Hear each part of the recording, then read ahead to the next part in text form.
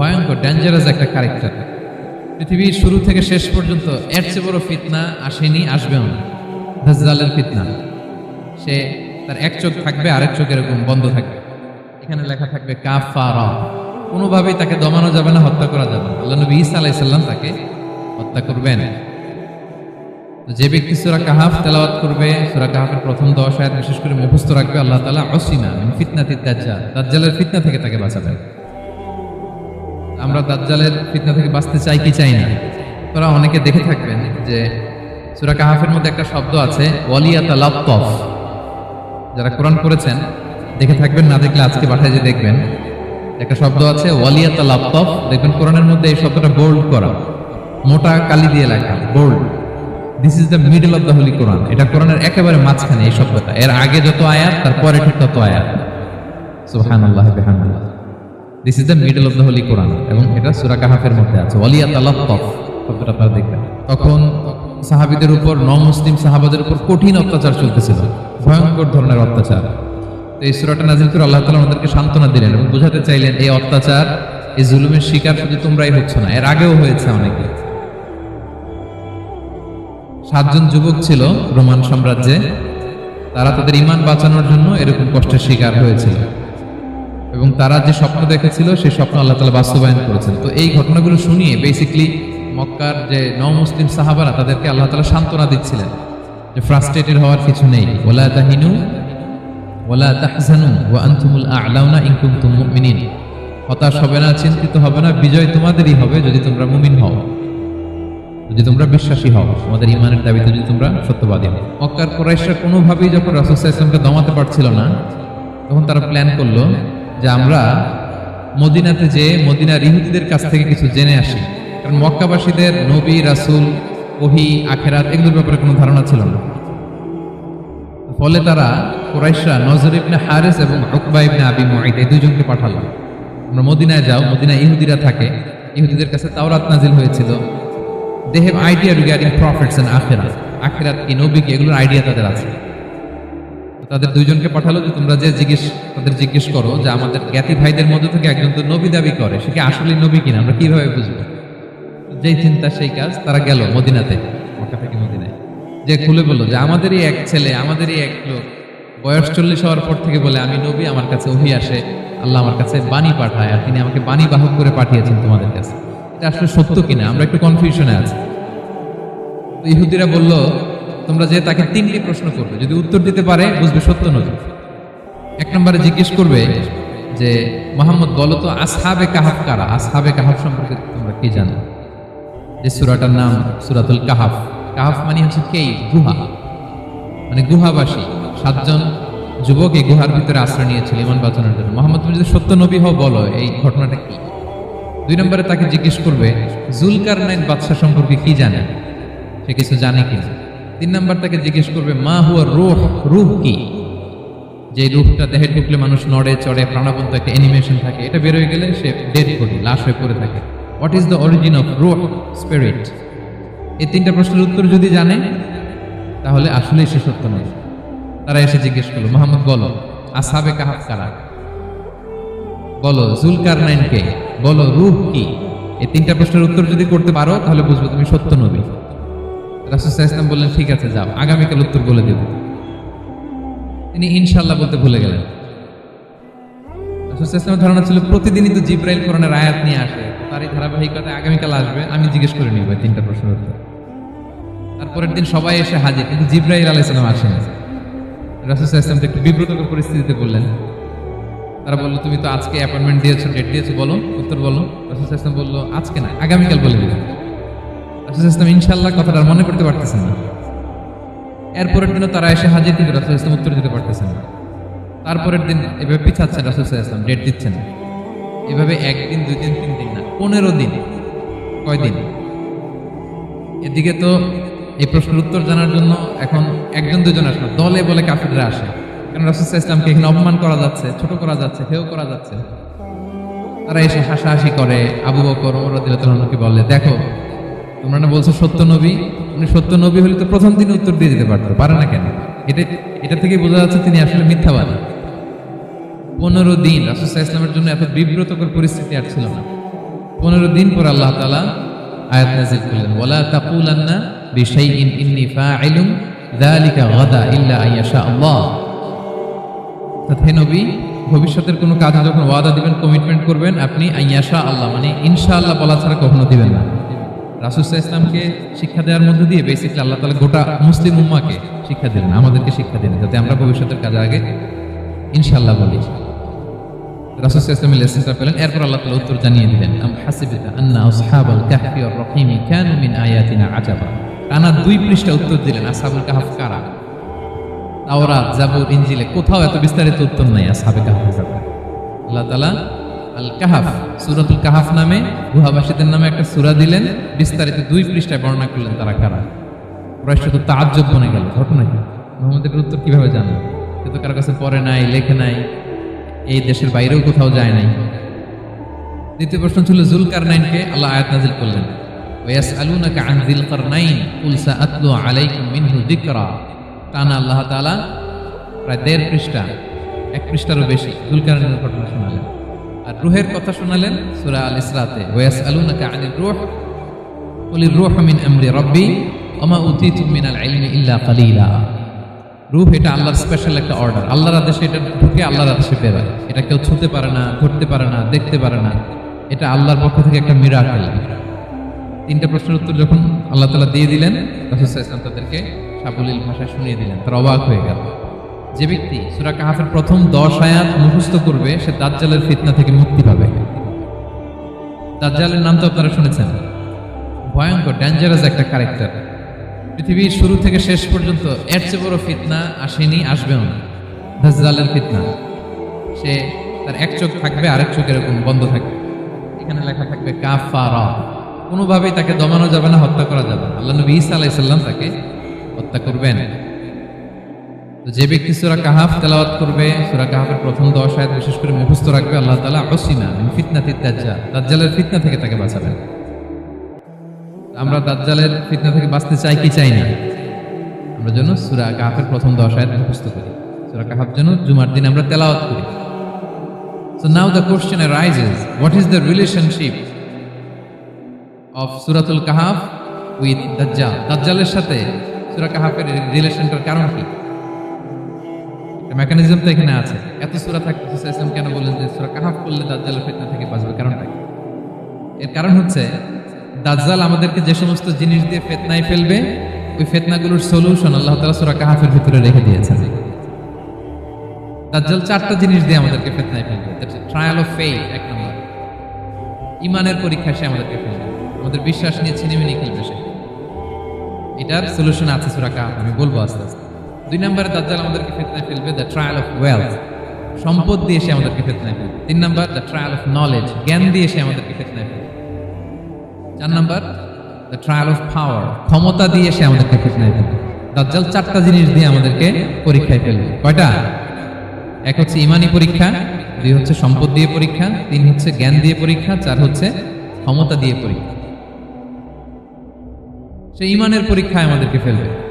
সে এসে বলবে আমি তোমার রব, এবং এটা প্রমাণ করার জন্য যা যা দরকার আল্লাহ তাআলা তাকে সব দিবেন, সে সব করতে পারবে।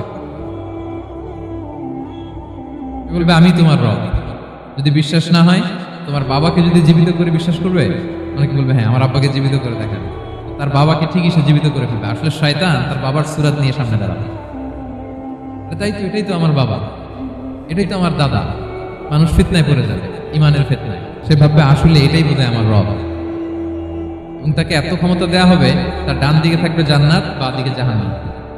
তার কাছে আল্লাহ এটা দিবে, যে তার কথা শুনবে তাকে সে জান্নাতে ঢুকাবে, কিন্তু জান্নাতে ঢুকে সে জাহান্নামের শাস্তি ভোগ করবে। এটা তার বাইরের মানুষ বুঝবে না, অ্যাপারেন্টলি এটা জান্নাত। আর যে তাকে মানবে না, তাকে সে জাহান্নামে ফেলবে, কিন্তু জাহান্নামে ঢুকলেও সে জান্নাতের নাজ নেমে করবে। তাহলে এই যে ঈমানের ফিতনায় সে ফেলে দেবে আমাদেরকে। তো ঈমান কি করে বাঁচাবো, এটার সলিউশন আমি শোনাবো আপনাকে। 2 নম্বরে সে আমাদেরকে সম্পদ দিয়ে ফিতনায় ফেলবে। যার যা লাগবে সে তাই দিতে পারবে, যা লাগবে। যদি আকাশকে বলে আকাশ বৃষ্টি দাও, যাকে তারা মানবে ওই এলাকায় বৃষ্টি হবে, সুজলা সুফলা শস্য শ্যামলা হবে, সে সমস্ত এলাকা ফল মূলে ভর্তি হবে, বরকত আর বরকত। আর যে এলাকার লোকেরা, জনপদের লোকেরা তাকে মানবে না, সে বলবে ওখানে বৃষ্টি হবে না, হবেও না। ওখানে খরা, দুর্ভিক্ষ, মাটি ফেটে চলছে, মানুষ না খেয়ে মরবে, মহামারী, দুর্ভিক্ষ দেখা দেবে। তখন বিশ্ববাসী মনে করবে এটাই বোধহয় আমাদের রব। তার মানে সম্পদ দিয়ে ফিতনায় ফেলে দেবে। 3 নম্বর হচ্ছে নলেজ। তার জ্ঞানের কাছে গোটা বিশ্ব হার মানবে।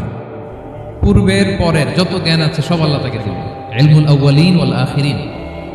এমন কোনো প্রশ্ন নেই যেটা দিয়ে তাকে আটকানো যায়। যাই জিজ্ঞেস করবেন সব জানতা, সব বলে দেয়।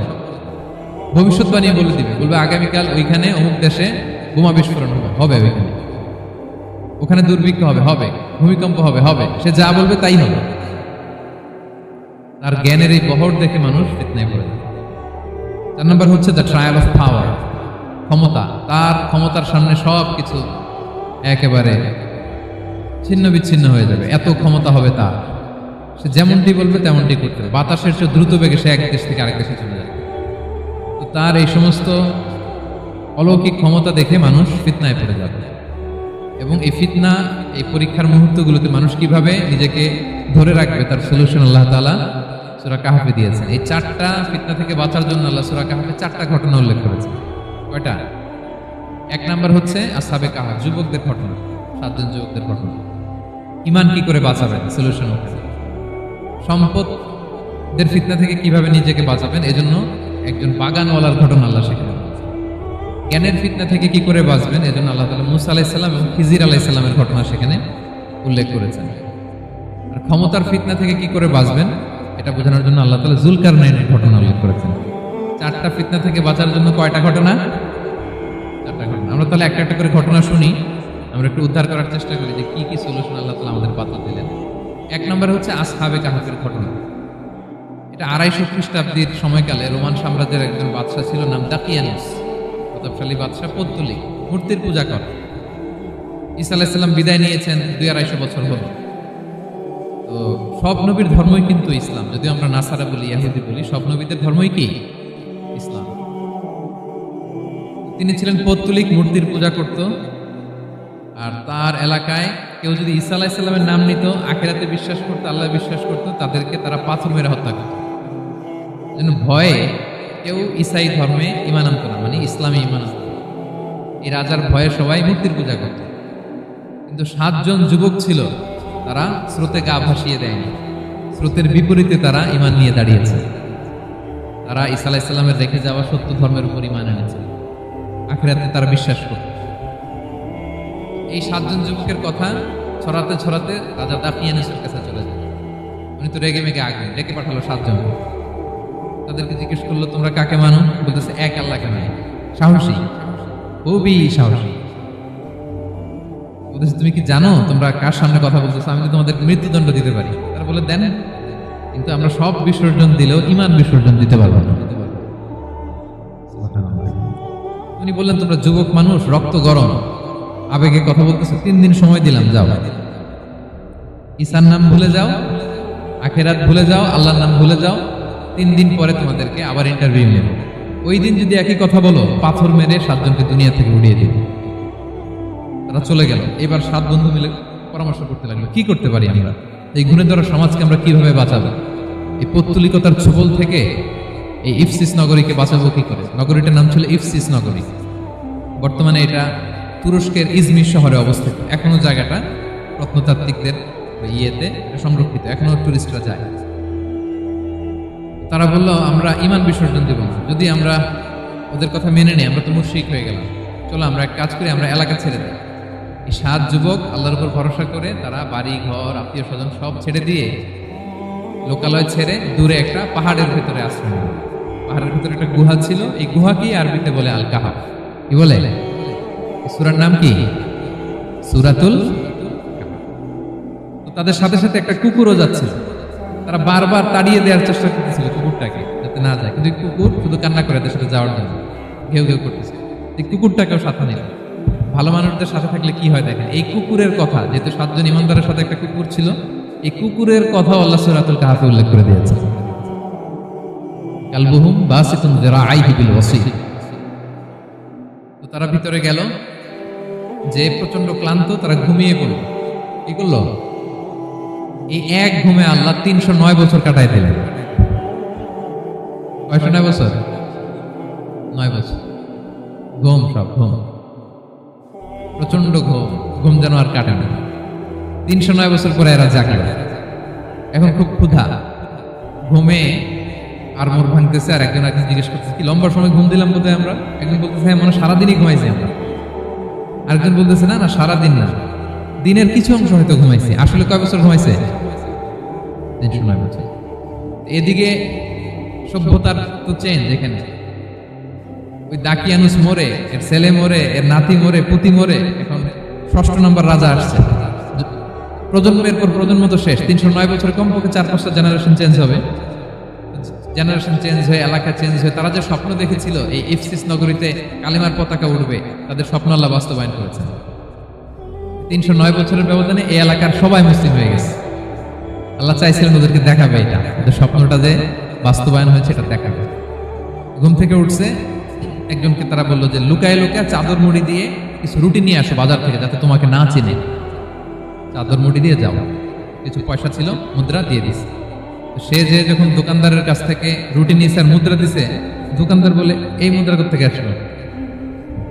309 বছর আগে মালয়েশিয়াতে রিঙ্গিট ছিল কিনা জানি না, যেভাবে ওরা ট্রানজাকশন করতে পারে, যেটা ছিল ওইটা যদি এখন কেউ দেয়, রাজধানী বিলাসে খাবার পাওয়া যাবে? হ্যাঁ, রুটিওয়ালা বলে তুমি বর্তমান সময়ের মুদ্রা দাও, এটা দিচ্ছ কেন? বলতেছে এটা তো বর্তমান সময়ের মুদ্রা। বলতেছে এই যে মুদ্রার মধ্যে দেখো কোন সালের সিল দেওয়া, এটা তো শত শত বছর আগে। বলতেছে কি বলে শত বছর আগে? আমি তো আজকে সকালেই বাজার করলাম, ওই বাজার করে যে টাকাগুলো ছিল ওইটাই তো পকেটে। বলে কি নিশ্চয়ই তুমি গুপ্তধনের সন্ধান পেয়েছো, হিডেন ট্রেজার। বলো, মানে তার সাথে এদের কথাবার্তা কিছু মিলতেছে না। তাকে ধরে ওই সময়কার রাজার কাছে নিয়ে গেছে। ওই রাজা আবার মুসলিম, সবাই মুসলিম তখন। সে যা বলে এরাও কেউ বিশ্বাস করে না, এরাও যা বলে এও বিশ্বাস করে না। আর এলাকা এর বাড়ি ঘর আসবে কোত্থেকে? এর নাতি পুতি যা আছে 5-6 পুরুষ তো মরে সবাই কবরে। তখন তার কথা শুনে সবাই অবাক। এটা মিলানোর জন্য তারা 309 বছর আগের দাকিয়ানুস বাদশার সরকারি যে নথিপত্র, ওই পুরাতন ছিঁড়া নথিপত্র তারা বের করে দেখে ঠিকই দাকিয়ানুস নামে এক বাদশা ছিল। আর অনেক শত শত বছর আগে মোস্ট ওয়ান্টেড 7 জন যুবক ছিল, যাদের ব্যাপারে এক্সিকিউশনের অর্ডার ছিল। এখন দেখে তারা অবাক। লম্বা ঘটনা আমি শর্ট করে বলতেছি। পরে সবাই মিলে তাকে সহ ওই গুহায় গেল। গুহায় যাওয়ার পরে সে বাকিদেরকে ডাকতে গুহার ভিতরে ঢুকলো। আল্লাহ তাআলা 7 জনকে ওইখানে মৃত্যু দিয়ে দিলেন। চিরকালের জন্য এই 7 জন ঘুমায় পড়ল। আর এলাকাবাসী রাজা সহ এখানে তারা একটা মসজিদ নির্মাণ করল। This is the story of আসহাবে কাহাফ। এলাকাবাসী যদিও মুসলিম হয়েছিল, কিন্তু আখিরাতের ব্যাপারে তাদের একটা সন্দেহ ছিল যে আসলে মানুষ মরার পরে কি আবার জীবিত হবে? মৃত্যুবরণ করার পরে আবার মানুষ জীবিত হবে? তাদের মনের মধ্যে একটা সন্দেহ ছিল যে আসলে মারা গেলে মানুষ আবার উঠতে পারে। তাদের এই সন্দেহ দূর করার জন্য আল্লাহ তাআলা এই 7 জনকে 309 বছর ঘুম পাড়িয়ে আবার জীবিত করলেন। সুবহানাল্লাহ। তাহলে ঈমান কিভাবে বাঁচাতে হয়, এটার প্রেরণা আমরা এই 7 যুবকের কাছ থেকে পাই। এখানে যেটা আমরা শিখি প্রিয় ভাইরা, 1 নম্বর লেসন হচ্ছে আমাদের গুড কোম্পানি লাগবে, রাইটাস পিপল, মানে আমাদের সার্কেলটা ভালো হইতে হবে। তাদের 7 জনের সার্কেলটা খুব ভালো ছিল, ফলে তারা বিপথে যায় না এবং তারা এমন শক্ত সিদ্ধান্ত নিয়েছে যে আল্লাহ তাআলা সেটাতে বরকত দিয়েছেন, গোটা সমাজকে আল্লাহ তাআলা চেঞ্জ করে দিয়েছেন। এটা হচ্ছে 1 নম্বর লেসন। আপনি ঈমান বাঁচাতে হলে আপনার সার্কেল ভালো লাগবে। খুঁজবেন যে এলাকায় যাবেন ওখানে নামাজি সার্কেল কারা আছে, ওখানে জ্ঞানী গুণী সার্কেল কারা আছে, ওখানে ভালো কাজ করতে চায়, একে অপরকে সহযোগিতা করে, কল্যাণের পথের যাত্রী কারা আছে খুঁজতে হবে আপনাকে। খুঁজে ওই সার্কেলে আপনি যুক্ত হবে, তাইলে ঈমান বাঁচানো যাবে। ক্লিয়ার? 2 নাম্বার হচ্ছে conflict between believers and disbelievers it's universal. সত্য মিথ্যার লড়াই, এটা চিরন্তন, আজীবন থাকবে। এটা ওনাদেরও ছিল, এখনো আমাদের লড়াই করে যেতে হচ্ছে, আমাদের ভবিষ্যৎ প্রজন্মও করবে। এই লড়াইটা আমরা করে যেতে চাই। কি বলেন? হ্যাঁ, থামা যাবে না? আমরা থামতে আসি নাই, আমরা এই লড়াইটা করে যাব। আমরা সত্যের কথা বলেই যাব ইনশাআল্লাহ। বলেন। 3 নাম্বার হচ্ছে যে লেসনটা আমরা পাই, অনেকগুলো লেসন, আমি খুব প্রেসাইজলি বলতেছি। যুবকরা চাইলে একটা সমাজকে পাল্টে দিতে পারে। এই পৃথিবীতে যত বড় বড় বিপ্লব হয়েছে এগুলো যুবকরা এনেছে। তারা হচ্ছে সভ্যতা গড়ার কারিগর। আসহাবে কাহাফ আমাদের এই সময়ের নওজওয়ানদের জন্য প্রেরণা। তারা তারা আমাদের জন্য প্রেরণার বাতি হয়। তারা যেমনি ইমানকে রক্ষা করেছে, আমাদের যুবকরা চাইলেও তাদের ইমানি চেতনাতে স্পিরিট দিয়ে সমাজটাকে পাল্টে দিতে পারে। কি বলেন? এখানে বেশিরভাগই তো যুবক। হ্যাঁ, গুড সার্কেলে থাকবেন তো আপনারা, সত্যের পক্ষে সবাই থাকবেন তো, আল্লাহ তাআলা কবুল করুন। আচ্ছা, এবার দ্বিতীয় নাম্বার ছিল সম্পদের ফিতনা, কিভাবে বাঁচবেন। আসহাবে কাহফের পরে সূরা কাহফে আল্লাহ তাআলা একজন বাগানওয়ালার ঘটনা বলেছে। দুজন বন্ধু, একজন একটু গরিব, সে বিশ্বাসী, আরেকজন ধনী, সে অবিশ্বাসী। তাকে আল্লাহ তাআলা বিশাল বড় খেজুরের বাগান আর আঙ্গুরের বাগান দিয়েছেন, বিশাল অনেক বড় বিজনেস ম্যাগনেট। এই সম্পদের অহংকার সে করত। সে প্রায় তার গরিব বন্ধুকে বলতো যে তোর চেয়ে আমার সম্পদও বেশি, সন্তানও বেশি, জনবল বেশি, লোকবল বেশি, অর্থবল বেশি, সব বেশি। অহংকারে তার পা মাটিতে পড়ত না। আর সে আখিরাতে অবিশ্বাস করত এবং সে বলতো যে এই সম্পদ আমারে বাঁচাবে, চিরকাল আমাকে স্মরণীয় করে রাখবে, এই সম্পদ কোনোদিন যাবে না। অনেক বড় বড় ধনীরা আছে, তারা এরকম মনে করে যে আমি এত বড় সিআইপি, আমি এত বড় বিজনেস ম্যাগনেট, এই দিন বোধহয় আর চেঞ্জ হতে পারে না, আমার আজীবনই বোধহয় এত পাওয়ার থাকবে, এত সম্পদ থাকবে। এটা ভুল ধারণা। এটা কি ভুল ধারণা? এই যে তুরস্কে দুর্ভিক্ষ হইল না, আপনারা দেখছেন না যে অনেক সম্পদের মালিক বাড়ি ঘর ভেঙে রাস্তার ফকির। এখন ওই যে রিফিউজিদের জন্য যে খাবার আসছে, ওখানে লাইনে দাঁড়াইছে, কারণ এখন লাইনে না দাঁড়ালে খাবারও তো মিলবে না। 1000 কোটি টাকার মালিক ছিল, ভেঙে চুরে সব শেষ। এখন রিলিফের নেওয়ার জন্য দুস্থদের কাতারে ওখানে দাঁড়াইছে, কারণ দাঁড়াইলেই কিছু খাবার পাওয়া যাবে, খিচুড়ি পাওয়া যাবে, তা না হলে তো খাবারটাও মিলবে না। এই যে বঙ্গবাজারে আগুন লাগলো আমাদের বাংলাদেশে, 20টা-25টা দোকান ছিল অনেকের যাদের অন্যান্য বিজনেস আছে তারা হয়তো সার্ভাইভ করতে পারতেছে, কিন্তু এমন অনেক ব্যবসায়ী ছিল সব শেষ, জ্বলে পুড়ে, তার টাকা পয়সা পুঁজি স্বপ্ন সব শেষ। ধনীকে গরিব বানাতে আল্লাহর 1 সেকেন্ডও লাগে না। বিশাল প্রাসাদ থেকে টেনে ভাঙ্গা থালা হাতে দিয়ে রাস্তায় নামাইতে আল্লাহ কয় সেকেন্ড লাগে বলেন তো? 1 সেকেন্ডও লাগে না। তো এই লেসনটা কিন্তু আমাদের নিতে হবে। এবং ওই ব্যক্তির নসিবে তাই ঘটেছিল। সে যখন অহংকার করতেছিল, আল্লাহ তাআলা আকাশ থেকে হুসবান একটা আগুন পাঠালো। ওই আগুনে সে তার আঙ্গুরের বাগান, তার খেজুরের বাগান, বিশাল মাইলকে মাইল এই বাগান জ্বালিয়ে পড়ে মুহূর্তের মধ্যে সারখার করেছে। এবং মুহূর্তের মধ্যে সে পথের ভিখারি, ফকির। এই ঘটনাটা এনে আল্লাহ তাআলা সম্পদশালীদেরকে রিমাইন্ডার দিলেন যে এই সম্পদের ফিতনায় তোমরা পড়ে যেও না। আমরা সম্পদশালী হলে বাস্তবতা অনেক সময় ভুলে যাই। সূরাতুল হুমাজাতে আল্লাহ তাআলা বলেন, ইয়াহসাবু আন্না মালাহু আখলাদা। সম্পদশালীরা মনে করে এই সম্পদ আমাকে চিরকাল বাঁচিয়ে রাখবে, চিরকাল বোধহয় এই সম্পদ আমার হাতে থাকবে। না, এটা হাতের ময়লা, আজ আছে কাল নাই, যে কোনো সময় চলে যেতে পারে। এটা হচ্ছে ম্যাটেরিয়ালিস্টিক আউটলুক, বস্তুবাদী চিন্তা থেকে এই আমাদের ধনী ভাইদের এই সমস্যাটা হয়। ভোগবাদী চিন্তার প্রভাব আর কি। সম্পদ যখন হাতে থাকে ধরাকে সরাজ্ঞান করে, মনে করে যে সবই আমার কন্ট্রোলে। না, আপনারে ওই গরিবের কাতারে আনতে, ওই রিলিফের সম্পদ নেওয়ার জন্য ওই লাইনে দাঁড় করাইতে আল্লাহর 1 সেকেন্ডও লাগে না। এটা খেয়াল রাখতে হবে। আমরা যখন প্রাইভেট কারে চড়ি, মাঝে মাঝে অনেকে এসে হাত পাতে, এদেরকে ছোট করা যাবে না। গল্পটা আল্লাহ ভিন্ন করতে আল্লাহর 1 সেকেন্ডও লাগে না। ওইদিকে আমি দাঁড়ায় হাত পাততাম আর উনি প্রাইভেট কারে বসে থাকতো। আল্লাহ চাইলে এরকম করতে পারতেন না? পারতেন। তো এখান থেকে আমাদের জন্য শিক্ষা হচ্ছে, সম্পদ এটা ক্ষণস্থায়ী, আজ আছে কাল নাই। এটা ক্ষণস্থায়ী, এটাকে এভারলাস্টিং মনে করা যাবে না। এভারলাস্টিং